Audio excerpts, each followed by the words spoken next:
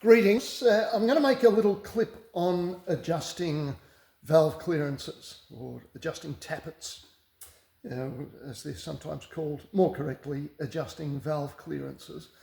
This is the little two-cylinder motor out of my Fiat 500, 1959 Fiat 500. It's actually about 470 cc's, I think. I've just taken the rocker cover off it for the first time ever. This motor has probably been sitting for 20 years. Still happily it rotates, but man, there's some muck in there, isn't there? But anyway, I'm going to use this as a demonstration, and this video was prompted by a discussion on the British Fiat forum, the Fiat 500 page of the Fiat forum. There was a fellow who was struggling to understand how to adjust his valve clearances and how to get the valve in the right position.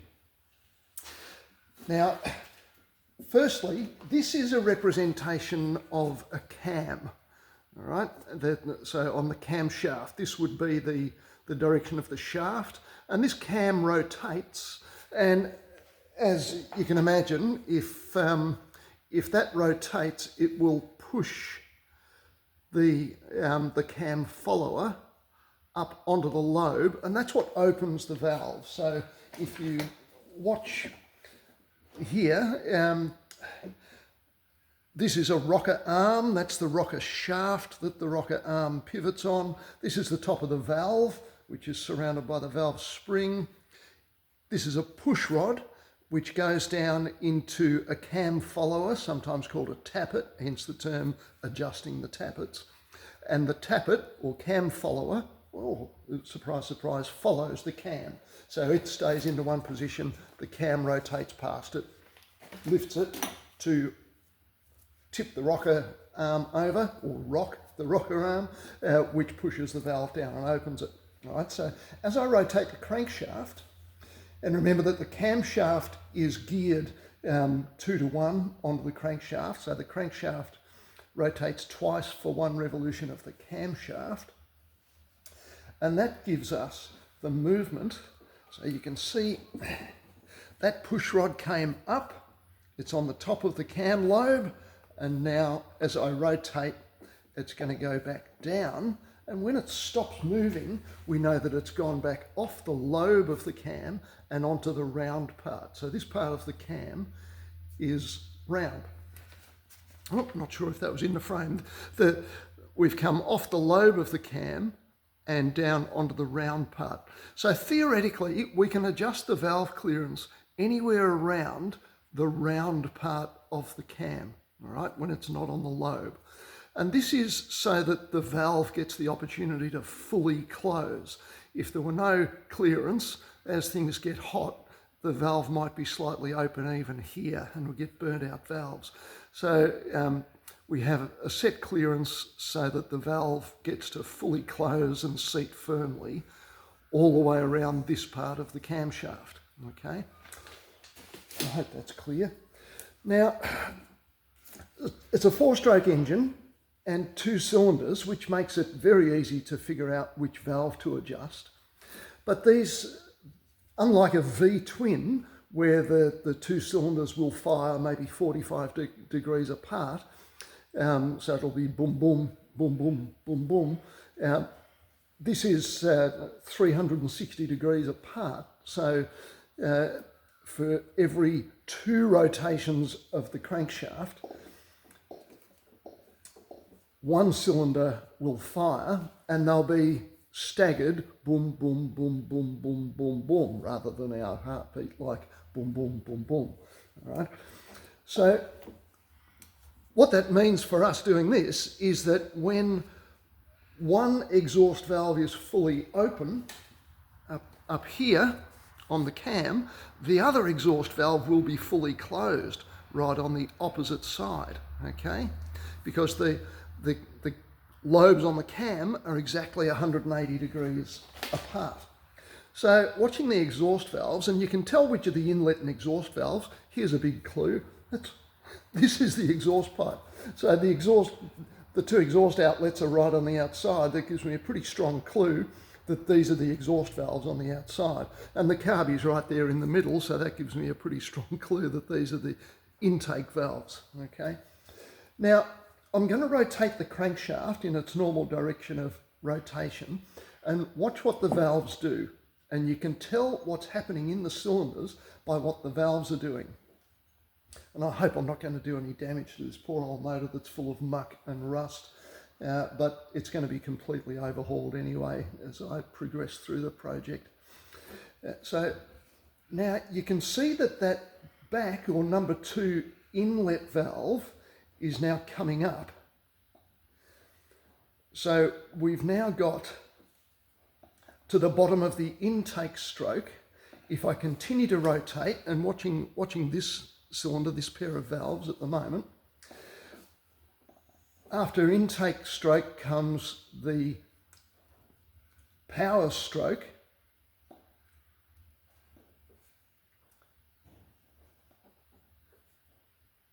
Sorry, let me get that right. After I had to go through that in my head then. Intake, compression, power, exhaust. So we've come to the bottom of the intake stroke where the piston sucks the air-fuel mixture in through the intake valve. That valve closes. The piston comes up on the compression stroke. As I continue to rotate, we've gone through the compression stroke, through the power stroke, and now the exhaust valve starts to open as the piston comes back up and pushes the spent gases out through the exhaust via this valve. Okay. Now, something interesting will happen here as the exhaust valve comes up. So we're coming up the exhaust stroke. We're getting near the top of the exhaust stroke and the exhaust valve is going to close. But before it gets fully closed, the intake valve starts to open. Right, so the intake valve starts to open slightly before the start of the intake stroke. And correspondingly, the exhaust valve fully closes slightly after the end of the exhaust stroke. So in between the exhaust stroke and the intake stroke, we've got what's called valve overlap. And we won't go into why that is, but for better running of the engine and full opening of the valves, it has a sort of purge effect. The intake valve starts to open before the exhaust valve is fully closed. So I'm moving that crankshaft back and forth, and you can see that those two valves are both, the two rocker arms are both rocking. So we're now at top dead centre at the end of exhaust stroke and beginning of intake stroke on this cylinder. So if we're at top dead centre, rocking as that's termed, on number 2 cylinder, that means we're at top dead centre on the compression stroke on number 1 cylinder. So with those two valves rocking, these two will be in their clearance position. And it's been a long time since these have been adjusted, but I can feel that, and something's a little NQR, it's been so long since this engine's been touched. So what we can do now, we know that both of these valves, so both of these valves are somewhere between here and here. So both of the others are somewhere around here. I hope that was on screen. So our rocking valves obviously are on the lobe of the cam, close to coming off the lobe and just coming onto the lobe. So the other cylinder, those two valve cam followers are somewhere around this area. So they're able to be adjusted. So we can adjust the opposite cylinder when one cylinder's rocking. Easy to know which is the opposite cylinder on a 2-cylinder engine. If it was a 4-cylinder engine with a firing order of 1, 3, 4, 2, the opposite to 1 would be 4, because it's halfway through the 1, 3, 4, 2 sequence. If it was a 6-cylinder engine with a 1, 3, 4, what is it? 1, 3, 4, 5, 6. No, 153624. I was getting confused between an 8-cylinder and a 6 and coming up with something weird. 153624. So when 1's rocking, 6 is adjustable. When 5 is rocking, 2 is adjustable. And when 3 is rocking, 4 is adjustable. And we find that they're opposites going out in the engine. With an 8-cylinder with a firing order of 18436572, I think Ford engines are. You just find the opposite valve through the sequence. Thankfully, you don't have to adjust the valves on those generally unless you've done hot rodding modifications. But that's the principle. Now I've got one set of valves rocking. I know I'm at the top of the compression stroke here, and the valves have got to be closed at the top of the compression stroke or we'd have no compression. So with those two rocking, I can adjust these two. When I rotate 360 degrees, so now we're exhausting on this cylinder, and as the exhaust valve comes up and the inlet valve starts to open, so just there I'm rocking on these two, and these two valves will be closed and I can adjust them. Now, I'm going to show you something else just as a preferred method, just so that we know that we've got it dead right. What we're going to do is bring one exhaust valve up to the top of the cam. That way we know the other exhaust valve will be 180 degrees apart right on the back of the cam, okay? So let's watch this exhaust valve, and we're going to bring it, let's go around a bit.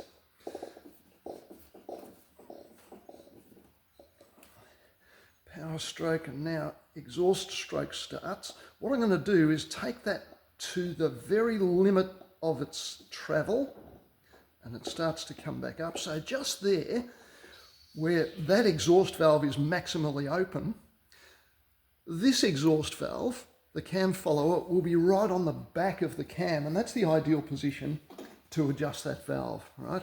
So let's see what clearance we've got. It should be 6 thou, 0.15 of an inch.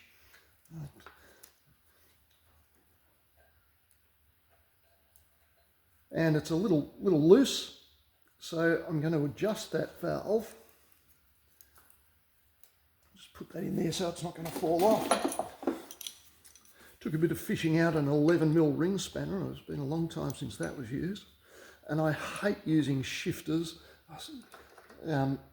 inside an engine, but I don't have a 3mm spanner. So I'm going to bring that down, and I can do it by feel on the adjuster screw. As I lock the nut on the adjuster screw, the whole thing is going to turn and it's going to move a bit. So what I'll do is I'll get it by feel on the screw, and then I'll lock the adjuster.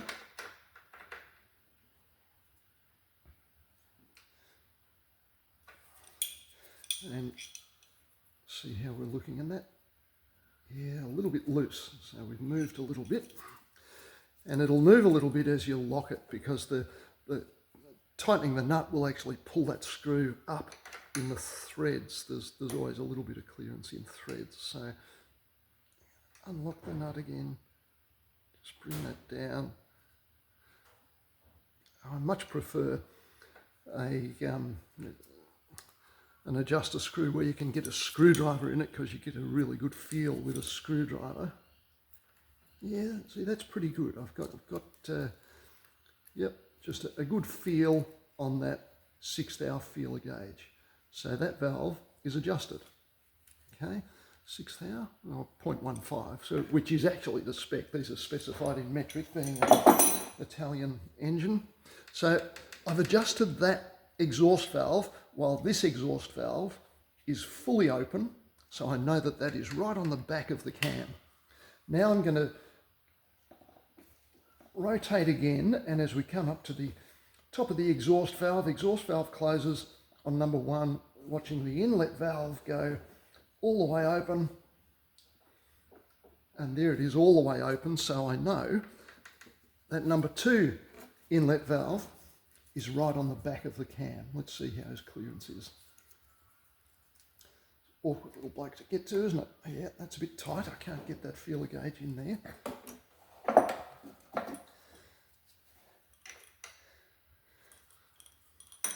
So back it off a little.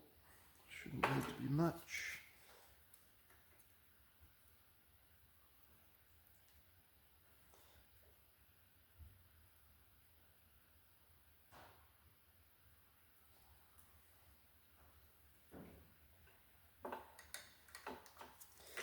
Try and lock the adjuster screw without, lock the nut without moving the adjuster screw too much. Okay. Oh, that's a little bit tight. Back him off a bit.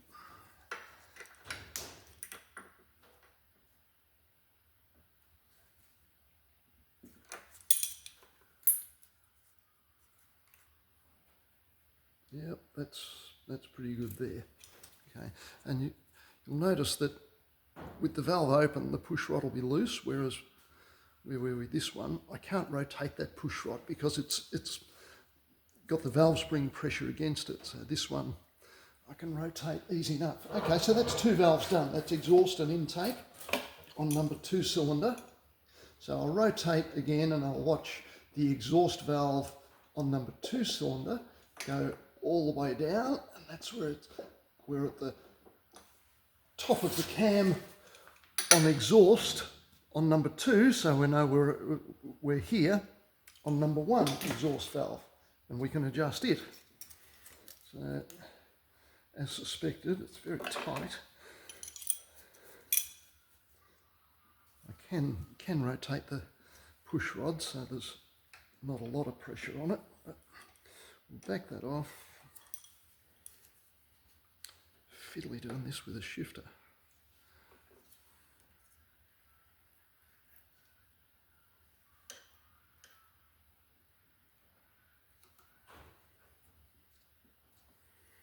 The purpose of having valve clearance is just to allow the valve to fully seat and close.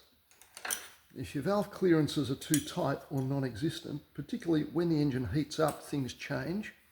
So you might find that if your valve clearances are too tight, when the engine's hot, that valve might be held slightly open the whole time. You'll have hot gases being squeezed out past a very slightly open valve seat, and it'll burn out your valves. And if they're too wide open,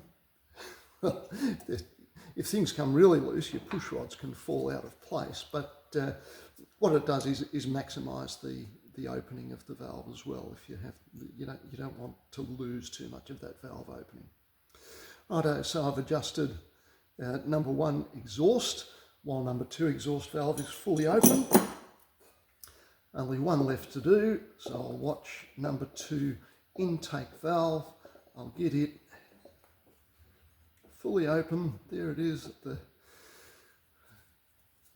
bottom of its movement.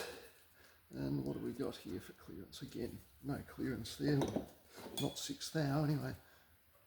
Man, that's very tight. Things are, like I said, this engine has probably sat for 20 years, so first time anybody's been inside it in that time. Right, so let's back it off. Get my feeler gauge in there.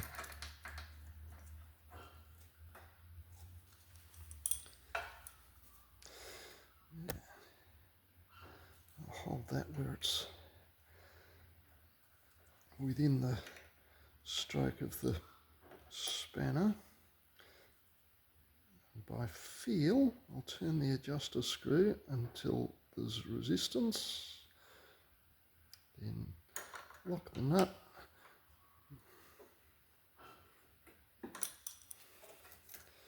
And yep, really nice fit with my feeler gauge there. Okay, so that's all 4 valves adjusted to 0.15 of an inch. And Don't know what I'm going to find when I come to stripping this engine down, but that's a little way in the future yet. So that's simplified and safe way of adjusting your valve clearances, is to get the opposite valve right on the top of the cam lobe, so that push rod has been pushed up as far as it is going to be, and the opposite valve will be fully closed. Okay, I hope that was perhaps helpful. Now what I'm going to do is just get this rocking, and I'm going to compare my clearances. So I adjusted those to 6 thou right on the back of the lobe. Now I've got number 1 rocking, so that's end of exhaust, beginning of intake stroke, which means that number 2 is right at the top of the compression stroke, beginning of the power stroke. Find my 0.15 feeler gauge again, and the clearance should be, unless the cam is badly worn, and yes, there's a little bit more clearance there, so that there's probably some pretty bad wear on the cam, that it's not perfectly round on the part that should be round, but we're definitely within the ballpark still there, with these 2 rocking and these 2 adjustable. Here endeth the lesson.